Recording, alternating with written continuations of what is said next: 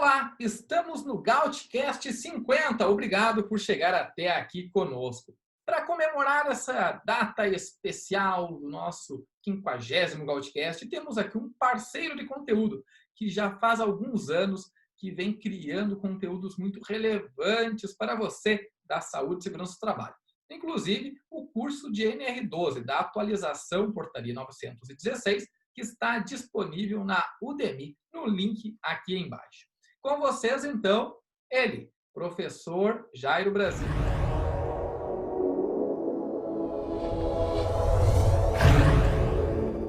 Olá a todos, tudo bem? Obrigado, Ederson, pelo convite aí. Estamos aí para explicar algumas coisas relacionadas a alguns treinamentos e capacitações que a gente está lançando aí. Estou Muito à bem, disposição. professor. Perfeito. Bom, o tema hoje, pessoal, é sobre CIPA. Nós vamos entender o que é e qual a importância para você e para a sua empresa. Mas antes, vamos entender. Professor, eu quero que você conte para os nossos inscritos do canal qual é a sua vivência profissional com essa CIPA. Como é que foi essa trajetória? Olha, Ederson, eu trabalhei muitos anos em empresas e até empresas de grande porte, né? Eu trabalhei num grande frigorífico, uma empresa produtora de carnes e derivados, tá? Não vou fazer propaganda agora aqui, mas é uma empresa de grande porte. Depois trabalhei também numa empresa de grande porte da área têxtil, né, na região ali do Vale do Itajaí, né, uma empresa de grande porte que me deu muito conhecimento nas questões também relacionadas não só à tecnologia de produção e à área industrial, que é uma área que eu trabalhei durante muitos anos, mas também nessa parte de segurança do trabalho, né, onde atuei também como membro da CIPA. Membro da CIPA eleito pelos trabalhadores e membro da CIPA designado pelo empregador. Então, eu me lembro assim de fazer parte de pelo menos uns quatro mandatos de CIPA nessas empresas onde trabalhei. O nosso público é bastante diversificado. Tem algumas pessoas que nos buscam até pela tecnologia e inovação. Não sei se todo mundo está habituado com o termo CIPA. Por favor, explique para nós o que é CIPA. Bom, a CIPA tem um contexto histórico aí, né, que eu posso explicar, que vem lá da década de 1940, ainda dentro do governo Getúlio Vargas, né, que vai trazer, na verdade, a indústria. Hoje ela deve muito justamente ao governo Vargas, né? Porque na Segunda Guerra Mundial, na parceria que houve entre o Brasil e os aliados, né, os Estados Unidos nos ofertaram uma indústria de base. E essa indústria de base é aquela que dá a base para a indústria. Então, nós tivemos, por exemplo, né, o nosso país contribuindo com os aliados, Inglaterra, França e Estados Unidos, e ganhamos, digamos assim, né, como legado dessa parceria com os aliados, a siderúrgica de Volta Redonda, no Rio de Janeiro, que foi a base da nossa indústria, na verdade. E aí, junto com isso, com a indústria toda que veio a partir da década de 1940 do século passado, o presidente Getúlio Vargas trouxe muito da legislação europeia também, justamente para dar apoio a esses trabalhadores, né? Que era justamente um governo populista, um governo vinculado com os trabalhadores, então trouxe a legislação. E essa legislação, além da CLT, né, internamente ela tinha algumas coisas relacionadas à representação dos trabalhadores também junto nas fábricas. E foi assim que nasceu a comissão de fábrica. A comissão de fábrica era uma espécie de comissão que trazia membros representantes do empregador, do dono da empresa, e membros representantes dos trabalhadores, né?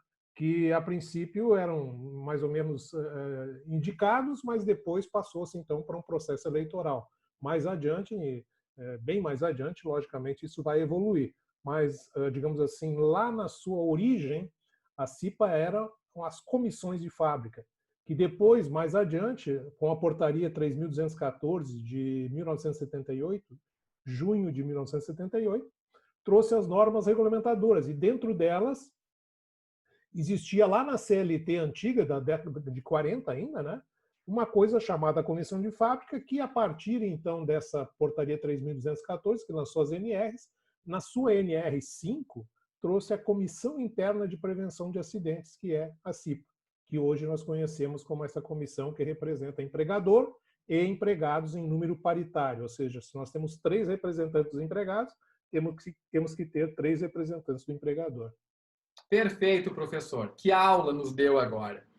Mas uma questão, tudo está sofrendo com o Covid. Afinal de contas, o que vai acontecer com a CIPA devido a esta pandemia?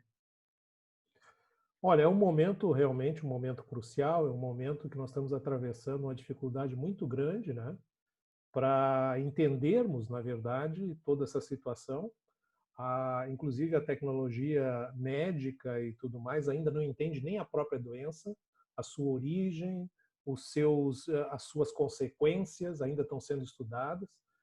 Me parece que estamos próximos de uma vacina, né? Que aí a Universidade de Oxford, né, juntamente com outras empresas, estão buscando essa alternativa e a gente sabe que mesmo que ela venha, não vai ser tão rápido assim, né?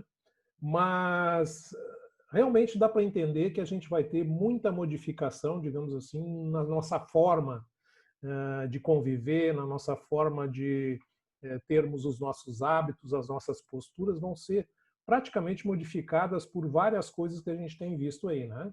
A própria, digamos assim, capacitação de trabalhadores, que muitas vezes nós temos a necessidade de estarmos, muitas vezes, juntos para trabalhar essa capacitação, né? Isso vai sofrer alterações significativas, né? As escolas, por exemplo, né, os professores, né, eu também ainda continuo dando aula e também passo um trabalho danado aí para conseguir também mobilizar os meus alunos, tá? Então essas capacitações, esses treinamentos vão ser difíceis. Com relação à CIPA, olhando assim como comissão interna, ela também vai se reunir de repente dentro da fábrica lá, vai ter que ter um certo distanciamento, né?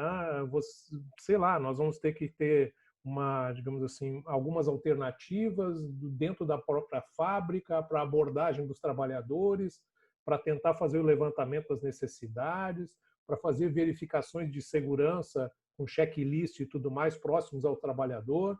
Então, tem muita coisa que vai se modificar, né? Não estou falando nem de treinamento, estou falando até da abordagem, da forma de atuar da comissão. Tá? Interessante. E fica uma dúvida, então, a gente fala o Covid, mas é uma doença? É a Covid, isso? Isso, né? Na verdade, isso todo mundo está sujeito a essa, né? Desde que começou isso, a gente como trabalha com muita orientação e dando aulas, né? A gente vai buscar sempre o conceito, né? Então, o substantivo masculino é o vírus, né? O coronavírus. Então, masculino ou coronavírus. A doença, né?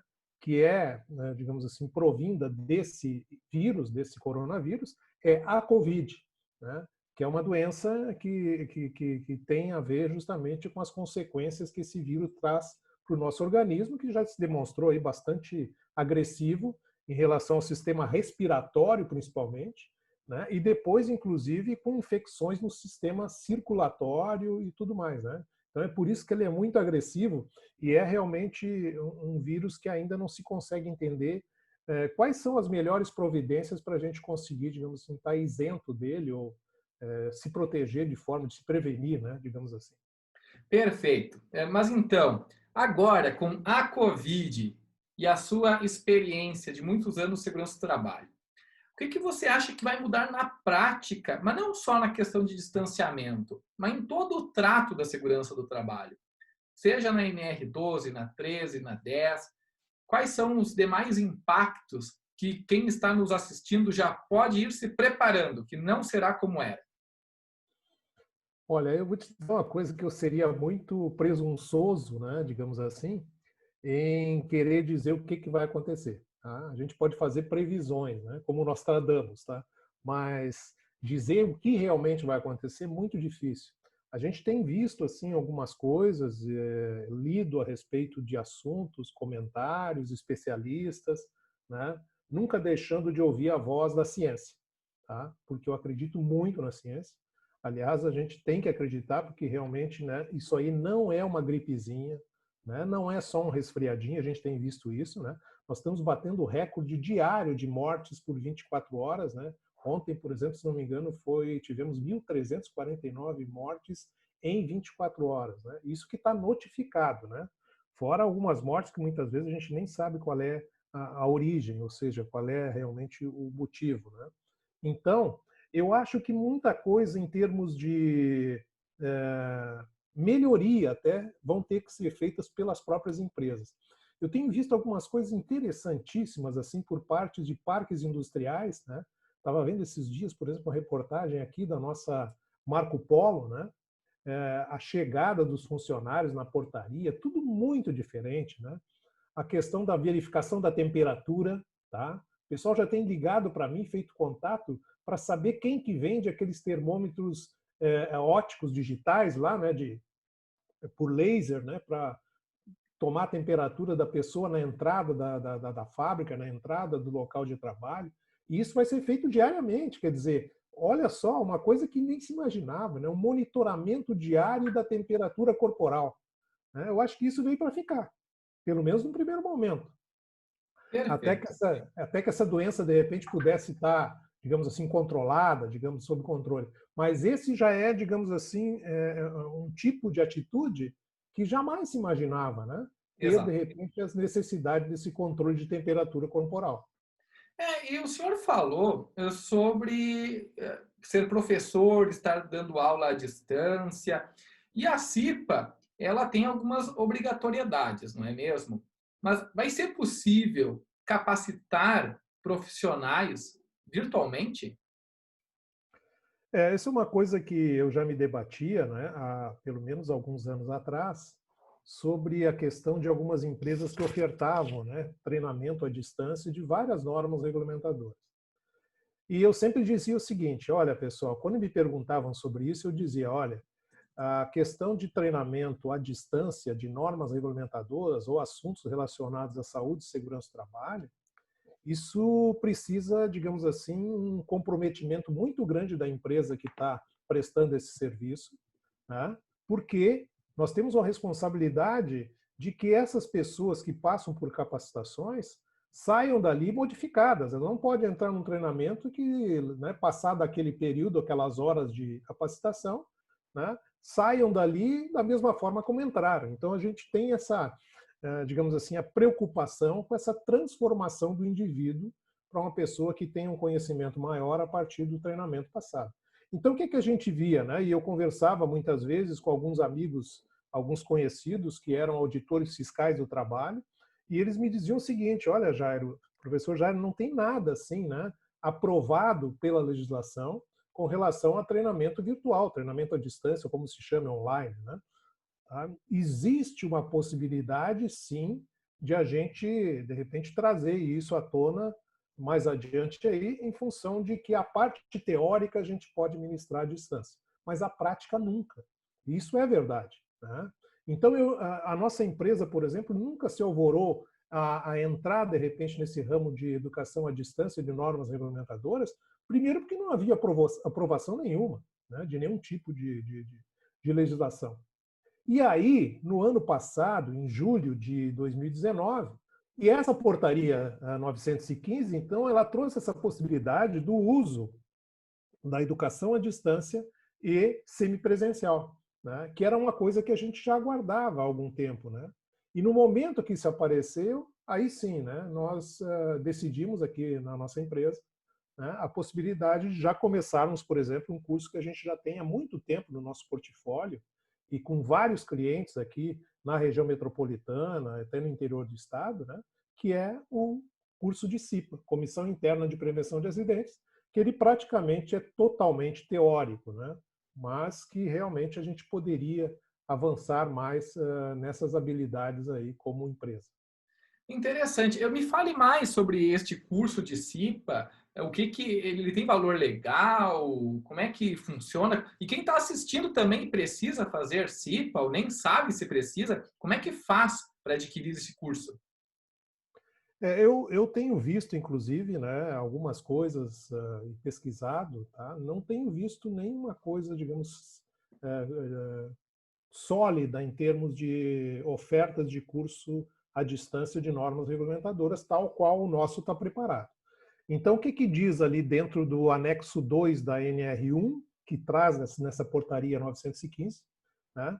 A possibilidade do curso à distância ou semipresencial exige que a empresa tenha um plano pedagógico.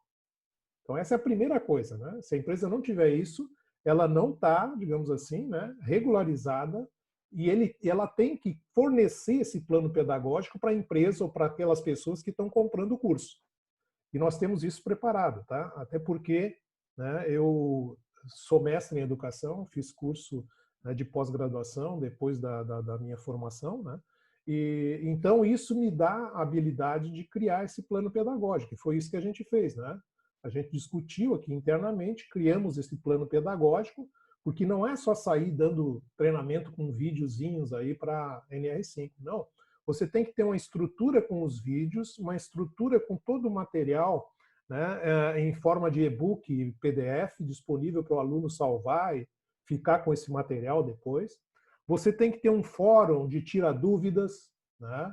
Esse fórum você tem que responder essas perguntas em no máximo 72 horas, as dúvidas que os alunos tiverem, e tem que ofertar ainda uma teleconferência, pelo menos periódica, durante a semana, para que o aluno possa também trazer suas dúvidas, discutir coisas que, de repente, ele tenha necessidade de avançar mais, né? Então, tudo isso está, digamos assim, colocado à disposição dos alunos no nosso curso aí. Basta acessar ali o link, né? Você já vai entrar direto na plataforma que está instalado esse curso, né? Faz a sua inscrição e a partir dali já pode fazer. E ele tem realmente, né, condição legal, ele pode ser, depois que você termina, por exemplo, o curso regular ali com os 17 módulos, aliás, com os 12 módulos que a gente tem, as 17 aulas, né, você vai ter a possibilidade de receber, então, o certificado depois de fazer uma avaliação. Então, nós temos uma avaliação, essa avaliação é uma avaliação do tipo avaliação eletrônica, com 20 questões que o aluno vai responder sobre o conteúdo, né? É uma avaliação que ele vai ter 30 minutos para fazer, e ela vai ficar aberta só durante esses 30 minutos. Responde essas 20 perguntas, já recebe direto as respostas corrigidas e tudo mais, né? E depois a gente encaminha o certificado para o aluno.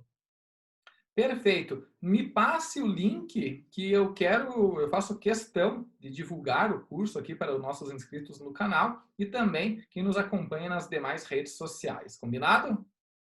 Com certeza, vou passar aí e desde já agradeço a oportunidade de a gente estar divulgando esse material aí e quero dizer que nós estamos preparando, inclusive, outros treinamentos, outros cursos, tá? Inclusive o mais solicitado, a gente sabe que é uma necessidade muito grande das empresas, que é o de brigada de emergência ou brigada de incêndio também, né?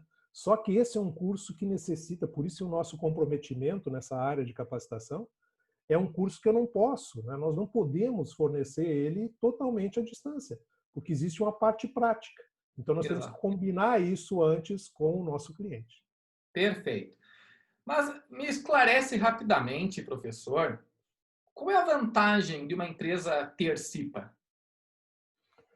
Olha, a CIPA, na verdade, existe, digamos assim, uma certa necessidade que as autoridades, digamos assim, de segurança, né, estabelecem com as empresas, de que haja a voz do trabalhador, digamos assim, reivindicando melhorias no interior da fábrica, né?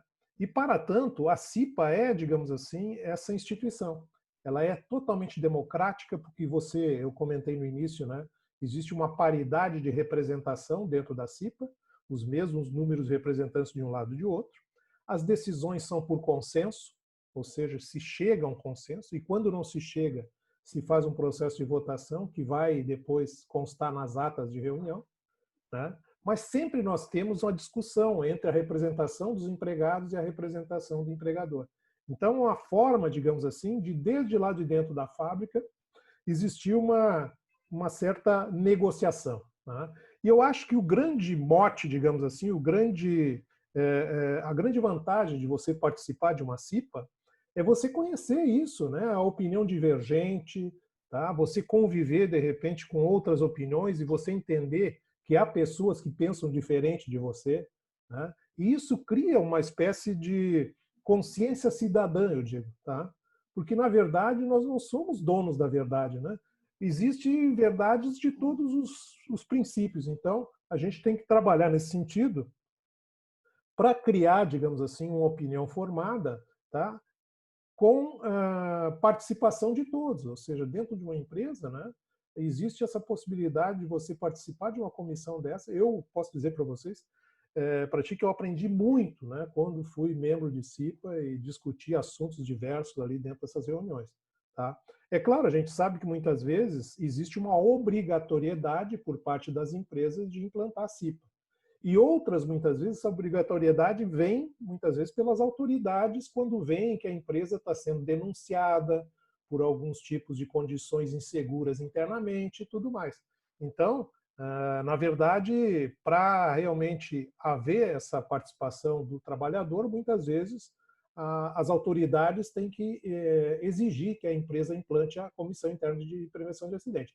Mas confesso a você que eu já vi muita empresa, mesmo não tendo a exigência, de implantar a comissão como uma forma de manter um clima harmônico internamente. Mas e se tratando do indivíduo, ele tem este aprendizado. Ele tem mais algum benefício em fazer este curso de CIPA ou não? Olha, esse curso de CIPA, eu até, digamos assim, tomo a liberdade de dizer para vocês que é um curso muito interessante, porque você vai aprender vários assuntos que estão embutidos ali dentro desse conteúdo, né? Como, por exemplo, os agentes ambientais, né? Os agentes físicos, químicos, biológicos, ergonômicos, de acidentes. É um conteúdo muito interessante. Você tem ali, por exemplo, o mapa de riscos, né? Você tem ali as investigações, a análise de acidentes, tá certo? Outras coisas, por exemplo, como as questões relacionadas à prevenção e combate a incêndio, os tipos de extintores, as classes de fogo. Eu seguidamente converso com os meus alunos, digo assim, puxa vida, que pena, né? Que no ensino básico nosso, esses conteúdos não são ministrados, né? Então, a gente vê muitas vezes uma pessoa com 20, 30 anos de idade, tá, que não sabe o que é um extintor, não sabe o que é um extintor de água, extintor de pó químico, né? E muitas vezes, num princípio de incêndio, às vezes dentro de um lugar que você está, você não sabe para onde correr, né? Não sabe nem como é que apanha o extintor da parede e como é que retira o lacre para fazer ele funcionar. Isso deveria estar na base do nosso conhecimento, né? Então, isso tudo está dentro desse treinamento de CIPA, né? Sem contar as questões das vantagens, é claro, né, para quem participa, por exemplo, do processo eleitoral e é eleito como membro da CIPA representando os empregados, que tem estabilidade de emprego, né? Tem estabilidade de emprego pelo ano de mandato que ele vai ficar ali, que é um ano, né? E mais um ano, digamos assim, a mais, né? Ou seja, são 2 anos de estabilidade de emprego desde a sua inscrição para participar da eleição como membro da CIPA. Então, essa é uma vantagem. Claro, na verdade, isso foi criado para que você, daqui a pouco, não tenha a possibilidade do trabalhador ser demitido porque está fazendo reivindicações ali, né? Então, o representante dos empregados, ele tem essa possibilidade da estabilidade de emprego. É interessante. O que me parece é que esse curso não é direcionado apenas para quem recebeu notificação. Mas deixe mais claro, esse curso que vocês montaram, ele é direcionado para quem? Olha, a princípio, ele é direcionado para os membros eleitos e membros designados da CIPA. Isso para cumprir legislação. Tá? Por quê? Porque há exigência na própria Comissão Interna de Prevenção de Acidentes de que todos os membros, tanto eleitos quanto os designados, devem fazer o treinamento de CIPA todo ano. Essa é uma exigência legal e muitas vezes, claro, né, vamos dizer assim que 90% das pessoas que nos procuram é para atender a legislação, né, e as empresas, os clientes nos procuram justamente para isso, né? Mas às vezes tem gente que gostaria, digamos assim, de ter um conhecimento maior. Então, por exemplo, gestores de segurança, engenheiros de segurança do trabalho já fizeram, até para fazer uma avaliação também da nossa empresa, né? Técnicos de segurança do trabalho, né, que às vezes querem renovar o conhecimento em relação a isso, porque a gente está sempre se atualizando nas questões aí, né, de conteúdo, tá? Eu só vou exemplificar, por exemplo, né, nessa questão do combate a incêndio, nós tivemos a entrada há pouco tempo aí de um extintor para classe K. Classe K que são, né, aqueles incêndios em gorduras animais ou vegetais utilizados em cozinhas industriais, coisa que há pouco tempo entrou, né, que não tinha. Então, muitas vezes as pessoas querem se atualizar, né, nessas questões e acabam fazendo também o curso de CIPA por conta disso. Que bacana, professor. Realmente é uma grande inspiração falar contigo sempre, a gente aprende muito.